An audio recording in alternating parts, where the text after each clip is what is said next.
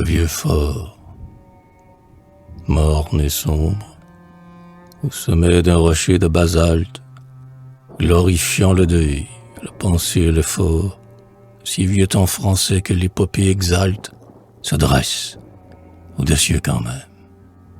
Le vieux fort, de l'illustre poussière et de la noble cendre, de ceux qui, les derniers au poste, sont restés, et qui, de leur créneau, n'ont pas voulu descendre, les suprêmes terrains sont encore incrustés.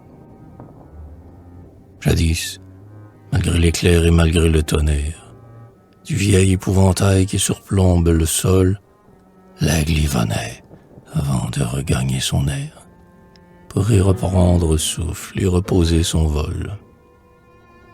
La guerre est comme enfuie au loin dans le silence. L'aigle ne revient plus. Le vieux phare est muet. Nulle alarme ne vient troubler la somnolence des nocturnes veilleurs de la ronde et du guet. Mais le soleil blessé de l'époque première, dont la gloire a saigné longuement sous nos cieux, il n'a pas après lui retiré sa lumière, il ne s'est pas éteint dans l'âme et dans les yeux. Par les plus humbles toits, par les plus hautes flèches, par tous les monuments de la fidélité, par la ruine même aux glorieuses brèches, le vieil astre royal est sans fin reflété. Sur tous les souvenirs que couronne et décore la palme des prélats ou le laurier des rois, c'est le même rayon qui plane et vibre encore, et le nimbe est visible à la cime des croix. Où donc est la conquête? Où donc est la défaite?